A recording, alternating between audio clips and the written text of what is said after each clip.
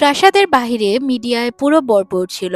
মিডিয়ার লোকজন মূলত অপেক্ষা করছিল ইউভানের আর আমাদের নায়িকার।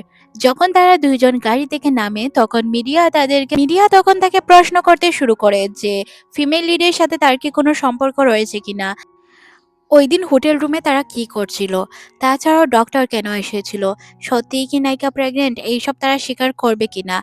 তখনই এখানে আমাদের নায়িকার এন্ট্রি হয়। গাড়ি থেকে আমাদের নায়ক খুব সুন্দর করে তাকে নামায়। বিমান তাকে ভিতরের দিকে নিয়ে যাচ্ছিল। সিন ফ্ল্যাশব্যাকে চলে যায়, আমরা ইউভান আর তাকে কথা বলতে দেখি।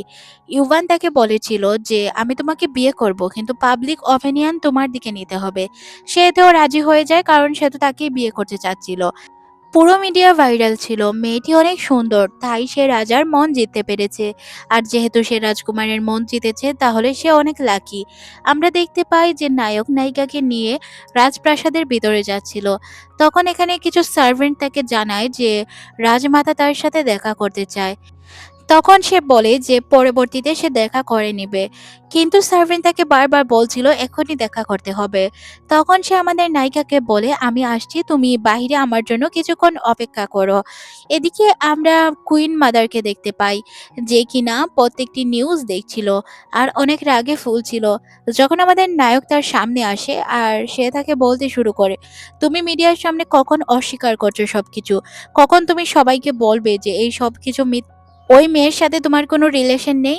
তখন সে জানায় যে আমি এই কথা কেন বলতে যাব যে ওই মেয়ের সাথে আমার রিলেশন নেই, আমি তো তাকে বিয়ে করছি, সবকিছু আমি স্বীকার করে নিয়েছি মিডিয়ার সামনে, এতে প্রবলেম কি। তখন রাজমাতা তাকে বলে যে আমি এই সব কিছুই অস্বীকার করছি, আমি মিডিয়ার সামনে বলতে পারবো না যে আমি তোমাদের বিয়ে মেনে নিয়েছি, আর এই বিয়ে আমি কখনোই মানবো না। তখন আমাদের রাজকুমার বলে যে আপনি মানুন আর না মানুন, আমি তো আর আপনার সম্পত্তি চাচ্ছি না, আমি বাইরে কোথাও চলে যাব। বাহিরে গিয়ে সে নায়িকাকে খুঁজতে শুরু করে। তখনই আমরা দেখতে পাই সে ম্যাজিস্ট্রির সাথে ছিল। ম্যাজিস্ট্রির সাথে সে কি করছে এটা সে তাকে প্রশ্ন করে। এখানে আমরা দেখতে পাই ম্যাজিস্ট্রি আসলে রামেন খাচ্ছিল। এটা দেখে আবার আমাদের নায়ক অনেকটাই রেগে যায়। ম্যাজিস্ট্রিকে বারবার বলছিল যে তুমি তোমার রুমে যাও, গিয়ে ঘুমিয়ে পড়ো। এতে আমাদের নায়িকা প্রশ্ন করে যে কি হয়েছে, ও তো রামেনই খাচ্ছে আর কিছু তো করছে না, আর সে নিজে থেকেই আমার কাছে এসেছে। এখানে আমরা দেখতে পাই ম্যাজিস্ট্রি, যে কিনা পিচ্চি বাচ্চা ছিল, সে অনেক কমফর্ট ফিল করছিল আমাদের নায়িকার সাথে। যেহেতু নায়ক চাচ্ছিল না তাই তাকে এখান থেকে চলে যেতে হচ্ছিল। সে তার রুমে যেতেই চাচ্ছিল না, পিছন ফিরে তাকাচ্ছিল। নায়িকা নায়ককে জিজ্ঞাসা করে আচ্ছা তুমি কেন পিচ্চিকে এখান থেকে চলে যেতে বললে, সে তো আমার সাথে অনেক ভালোই ছিল, রামেনই কাজ ছিল। তখন সে বলে তুমি রাজমাতাকে চিনো না, এই বিষয়টা নিয়েও উনি অনেক বড় ইস্যু করে ফেলতে পারেন। হিমিচু জিজ্ঞাসা করে আচ্ছা উনি কি আমাদের বিয়েতে সম্মতি দিয়েছেন। তখন সে বলে না, উনি আমাদের বিয়েতেও সম্মতি দেননি, উনি বাহিরে মিডিয়ার সামনে কোনো কিছুই বলতে পারবেন না। তখন সে বলে তাহলে তো এটা অনেক ক্রিটিক্যাল হয়ে গেল, তাই না। আচ্ছা মনে করো কুইন মাদার আর আমার মধ্যে ঝগড়া হলো, তাহলে তুমি কার সাপোর্ট দিবে। সে বলে তোমার আর কার। তারপর আমরা দেখতে পাই এখানে কিছু দাসীরা আসে, তখন তাদের আলাদা রুম দেওয়া হয়, কিন্তু সে বলে না আমরা আলাদা রুমে থাকতে চাচ্ছি না। তখনই ইমিচু বলে যে আমাকে কি কিছু কটনের কাপড় দেওয়া যাবে, যেগুলো পরে আমি ঘুমাতে পারবো। তারা দুইজন একই বিছানায় ছিল।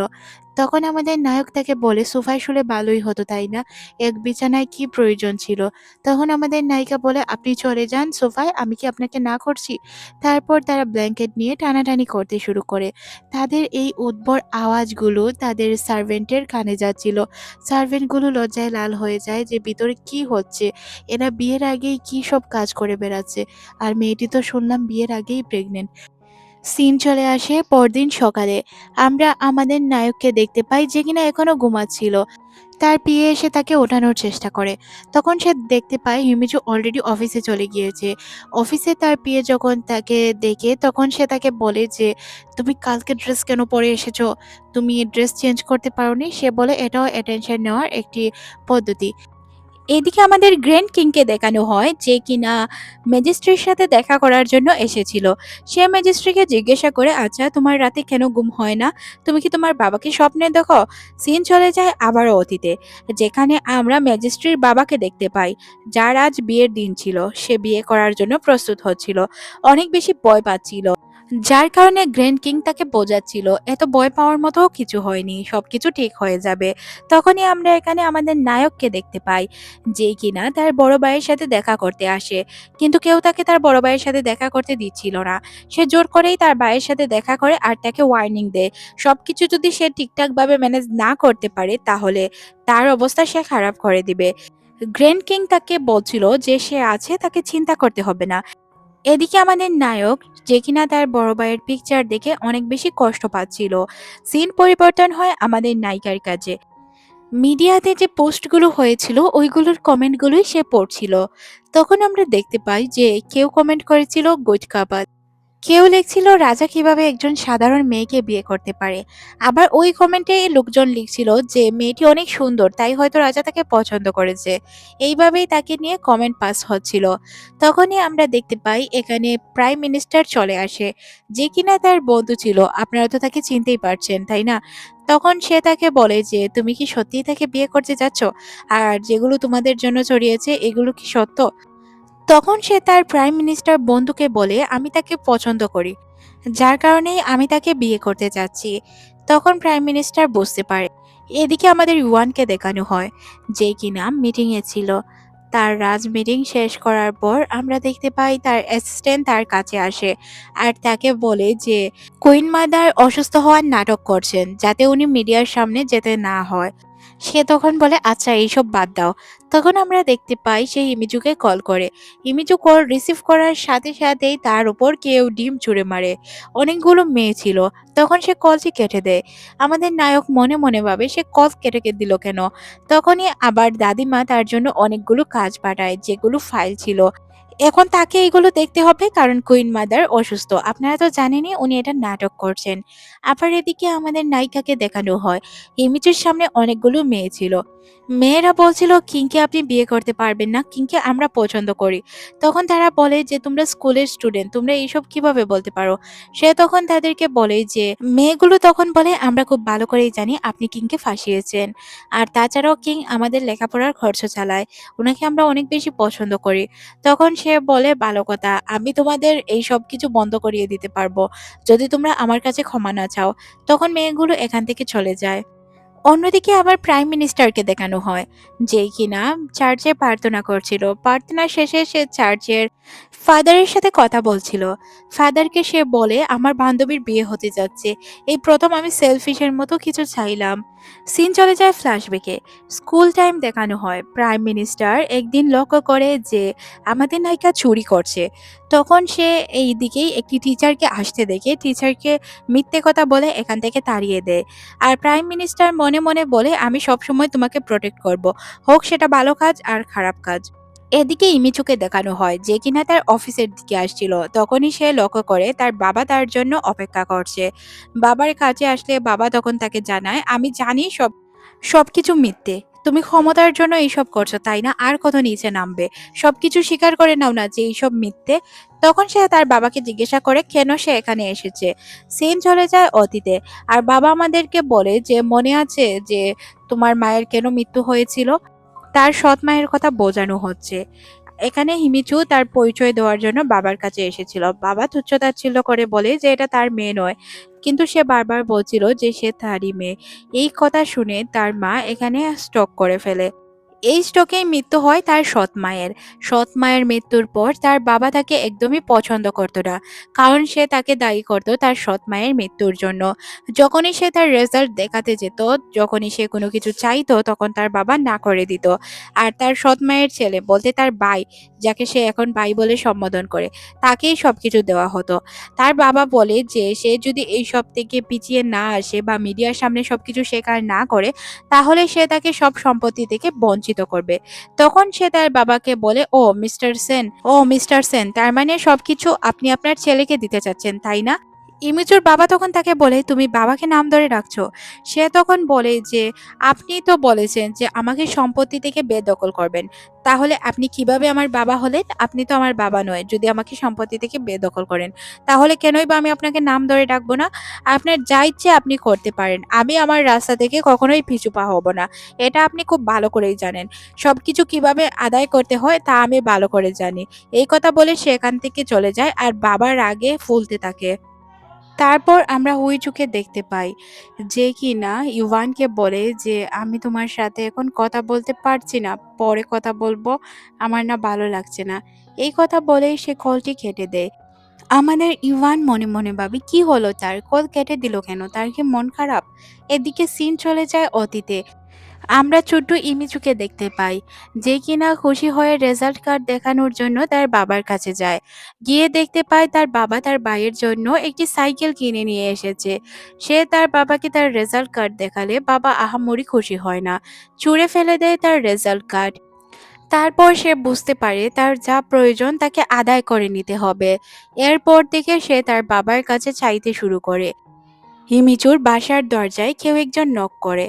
তাই সে হাতে একটি টেনিস ব্যাট নিয়ে বেরিয়ে পড়ে যে কে এসেছে দেখার জন্য। তখন সে দেখতে পায় এখানে অন্য কেউ না, ইউভান এসেছে। ইউভানের অ্যাসিস্ট্যান্ট যখন তার রুমে যায়, গিয়ে দেখতে পায় ইউভান তো রুমে নেই। ইউভান রুমে কিভাবে থাকবে, সে তো চলে এসেছে ইম্বিচুর কাছে।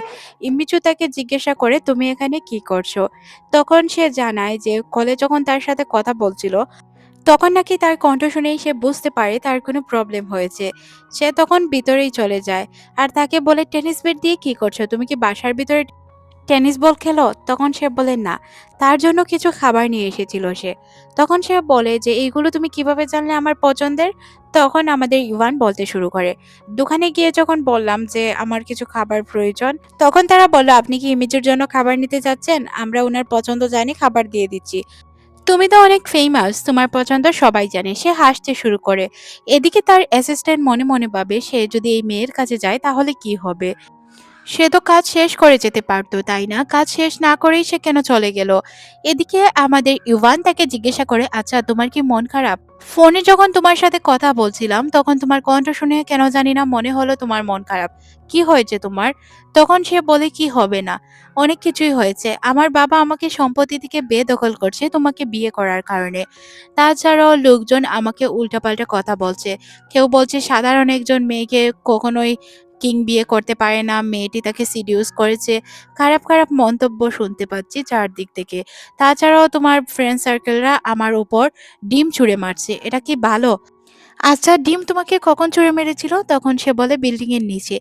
এদিকে আমরা কুইন মাদারকে দেখতে পাই যে কিনা তার পিকচারগুলো দেখছিল। তারপর আমরা কিংকে দেখতে পাই যে কিনা তার সার্ভেন্ট টিমদের ডেকে নিয়ে আসে আর বলে যে এখন থেকে উনি মহলেই থাকবেন।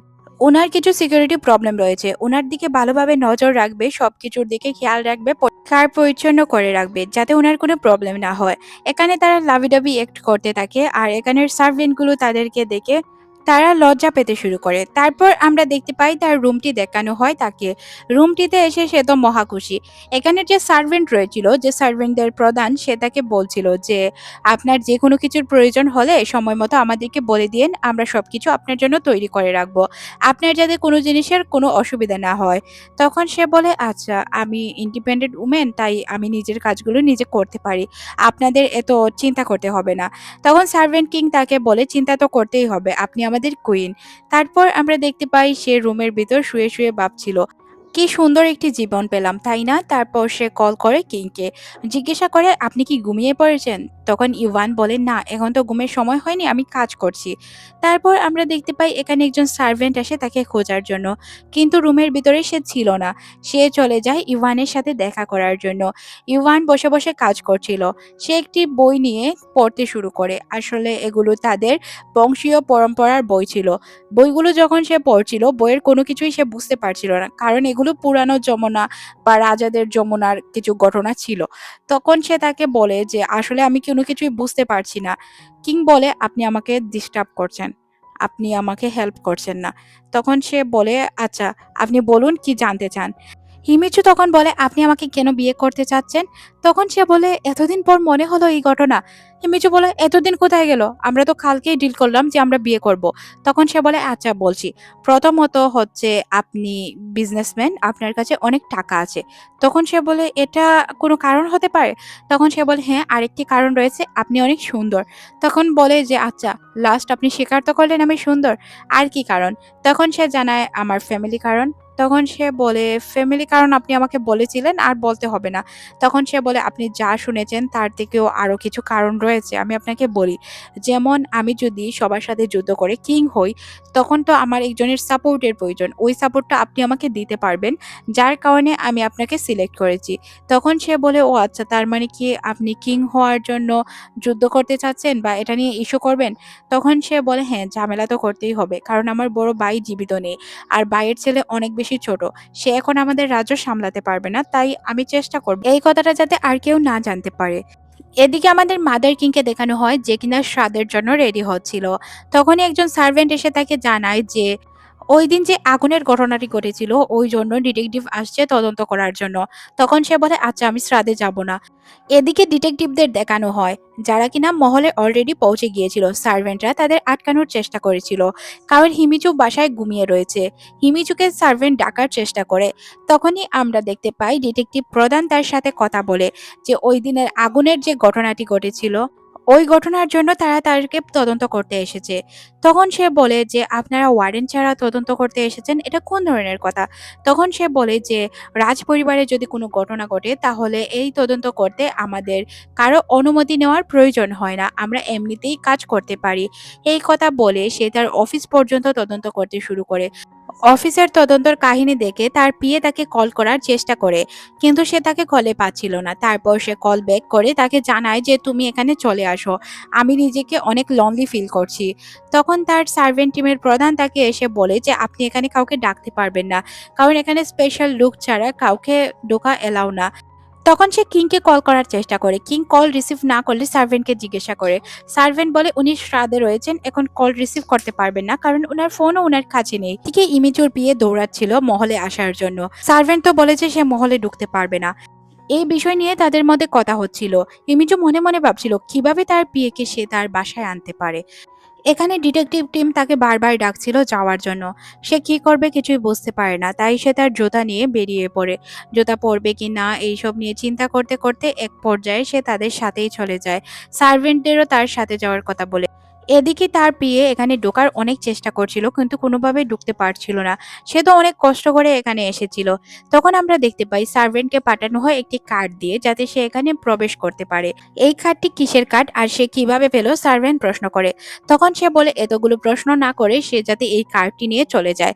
এই কার্ড তাদের কাছে থাকলে তারা কিমের কাছে পৌঁছাতে পারবে।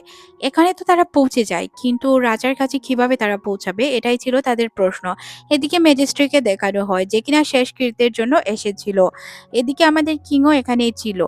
তার অ্যাসিস্ট্যান্ট এখানে বাহিরের দিকে ছিল। তখন তারা মনে মনে ভাবে যদি অ্যাসিস্ট্যান্টের সাথে তারা কথা বলে তাহলে তারা খুব সহজেই সবকিছু সমাধান করতে পারবে। অ্যাসিস্ট্যান্ট পর্যন্ত তারা এই সংবাদটি পৌঁছে দেয়। এদিকে আমাদের ইমিচুকে দেখানো হয় তদন্তের জন্য তাদেরকে নিয়ে যাওয়া হচ্ছিল। তখনই এখানে আমাদের কিং চলে আসে। সে এসে তাদেরকে জিজ্ঞাসা করে, "আচ্ছা, আপনারা কার অনুমতিতে তাকে জিজ্ঞাসাবাদ করার জন্য নিয়ে যাচ্ছেন? সে আমার ফিয়ন্সে, আপনারা এইভাবে নিয়ে যেতে পারেন না।" তখনই এখানে চলে আসে কিং মাদার। আমি বলেছি তাকে নিয়ে যাওয়ার জন্য, কারণ আমার সন্দেহ হচ্ছে সে এইসবের সাথে জড়িত আছে। তার আচরণগুলো আমার কাছে সন্দেহজনক মনে হয়েছে।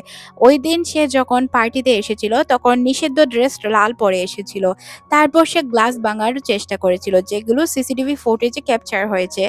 তখন কিং বলে, "ও আচ্ছা, এইসব দেখে আপনি তাকে সন্দেহ করছেন? তাহলে মনে রাখুন, ওকে যদি আপনারা তদন্তের জন্য নিয়ে যান তাহলে আমাকেও নিয়ে যেতে হবে। আমরা দুইজন একই, তাই আমাদেরকে একসাথে নিয়ে যেতে হবে।" এখানে আমরা দেখতে পাই তাদের মাথায় কোনো একটি প্লেন চলে। তার পিয়ে তার পায়ে লাথি মারে, যার কারণে সে পড়ে যাচ্ছিল। তখন কিং তাকে কুলে ওঠায় আর তারা এমন নাটক করে যে সে বেহুশ হয়েছে। তাকে নিয়ে রুমে যেতে হবে। তখন সে বলে, "আপনারা যদি কোনো তদন্ত করতে চান তাহলে আমার মহলে চলে আসুন, ওই জায়গায় না হয় তদন্ত করবে।" তারপর সে মহলে চলে আসে, হিমিজুকে ফেলে দেয় আর বলে যে এখন নাটক বন্ধ করো। ইউয়ান ইমিচুকে বলে, "তুমি কি অনেক বেশি ভয় পেয়েছিলে?" তখন সে বলে, "আরে আমি ভয় পেতে যাব কেন? আমার সাথে এটা নতুন নয়। অনেকবার আমার উপর রেড হয়েছে। আমার অফিস তদন্ত করা হয়েছে, আমার বাসা তদন্ত করা হয়েছে। আমার উপর অনেক সময় অনেক বদনাম ছড়ানো হয়েছে। এই সবকিছুর সাথেই আমি অভ্যস্ত আছি, তাই আমার কোনো কিছুই খারাপ লাগে না। হিমিচু বলে, "তুমি যেইভাবে আমাকে কোলে করে নিয়ে এসেছো, সবাই তো আমাদের নিয়ে গসিপ শুরু করে দিবে।" তখন সে বলে, "হ্যাঁ, এটাই তো আমি চাচ্ছি যে সবাই বুঝতে পারে যে আমরা একে অপরকে ভালোবাসি। কারণ এমনিতেই রানিমার সন্দেহ হচ্ছে যে আমাদের মধ্যে কোনো রিলেশন নেই। আমরা এমনিতেই কন্ট্যাক্ট ম্যারেজ করব বা এমন টাইপের কোনো কিছু হয়তো উনার সন্দেহ হচ্ছে। যেহেতু এখন উনি দেখতে পারলেন যে আমাদের মধ্যে অনেক ভালো সম্পর্ক, তাহলে হয়তো উনি এটাও বুঝতে পারেন যে আমাদের মধ্যে সম্পর্ক রয়েছে। দেখোনি উনি যে বলেছেন উনি আমার বিজনেসকে শেষ করে দিবেন, আমার কোম্পানি ধ্বংস করে ফেলবেন। তখন সে বলে, "চিন্তা করো না, উনাকে কোনো কিছু করার সুযোগ দিব না।" সে বলে, "সত্যিই কি আমাদের নিয়ে গসিপ হবে?" হ্যাঁ, আমরা দেখতে পাই তেমন ঘটনা। সবাই তাদেরকে নিয়ে আলোচনা করছিল। সত্যিই হয়তো রাজা তার প্রেমে পড়েছে। না হয় এমনভাবে কেউ কাউকে ট্রিট করত না। এদিকে আমরা কিং মাদারকে দেখতে পাই যে কিনা জিনিসপত্র ভাঙচুর করছিল আর বলছিল যে তাদের ভালোবাসার প্রমাণ চায় সে। অন্যদিকে আমাদের ইভানকে দেখানো হয় যে কিনা আমাদের নায়িকাকে প্যালেসে যাওয়ার জন্য গাড়িতে তুলে দিতে এসেছিল, কিন্তু সে তাকে বলছিল, "তুমি আমার সাথে যাবে না?" তখন সে বলে, "আমার কাজ আছে, যেতে পারবো না।" সে বলে, "কাজ পরে করলে হয় না?" তখন ইভান বলে, "কাজ পরে করলে এই ছেলে আমাকে মেরে ফেলবে।" সে আসলেই তার বিয়ের কথা বলছিল। তারপর সে তার গাড়ির দরজা খুলে দেয় আর তাকে বলে যে, "সেফলি চলে যাও, আমি চলে আসব।" সে তাকে চোখ মেরে বলে, "একদিন ভালোই করো।" সে রাজপ্রাসাদে চলে আসে আর সবাইকে ধন্যবাদ জানায় তাকে সাহায্য করার জন্য। সার্ভেন্টরাও তাকে দেখে অনেক বেশি খুশি হয়। সবাই মিলে হাততালি দিয়ে এই দিনটা সেলিব্রেট করে। তারপর সে তার রুমে চলে যায়। ফ্রেশ হয়ে বসে বসে ভাবছিল কি করবে। তখনই সে ইভানকে কল করে। তাকে বলে যে, "কি করছো তুমি?" সে তাকে বলে যে সে বসে আছে। তার অনেক ক্ষুধা লেগেছে। সে বলে, "ক্ষুধা লেগেছে, তুমি সার্ভেন্টদেরকে বলো এখানে সবকিছুই আছে, পাওয়া যায়, খেতে পারবে।" সে বলে, "না, আমি এইসব খেতে চাচ্ছি না। আসলে আমি আজ শোক পালন করতে চাচ্ছি। সবাই যাতে বুঝতে পারে আসলে এই বিষয়গুলো নিয়ে আমি অনেক কষ্ট পেয়েছি।" ইউভান তখন বলে যে, "আচ্ছা, রাতের বেলায় আমি তোমার জন্য খাবার নিয়ে আসবো।" আমরা দেখতে পাই আসলেই রাত হয়ে গিয়েছে আর সে তার জন্য খাবার নিয়ে এসেছে। খাবার নিয়ে এসেছে বলে ভুল হবে, বাহির থেকেই খাবার তাকে দিয়ে চলে যাবে। দেয়াল টপকে তারা দেখা করার চেষ্টা করছিল, যাতে তারা দুনিয়াকে বোঝাতে পারে সত্যিই তারা একে অপরকে ভালোবাসে, এটা কন্ট্যাক্ট ম্যারেজ না। আমাদের নায়িকা তাকে একটি চায়ের কাপ দেয় আর বলে, "এই চাটা খেলে তোমার রাতে ঘুম আসতে পারে। দেখেছো আমি কত ভালো ওয়াইফ, তোমাকে চা বানিয়ে দিলাম।" তখন সে বলে, "হ্যাঁ, বুঝলাম।" ইমিচু বলে, "এটা কিন্তু লোক দেখানো ছিল না।" সে তখন তাকে বলে, "হ্যাঁ, এটা আমি বুঝতে পারলাম যে এটা লোক দেখানো ছিল না।" সে তখনই তার কাছে যায় আর গিয়ে কিস করে বসে। চারদিকে ফুল পড়ছিল, সিনটা অনেক রোমান্টিক ছিল।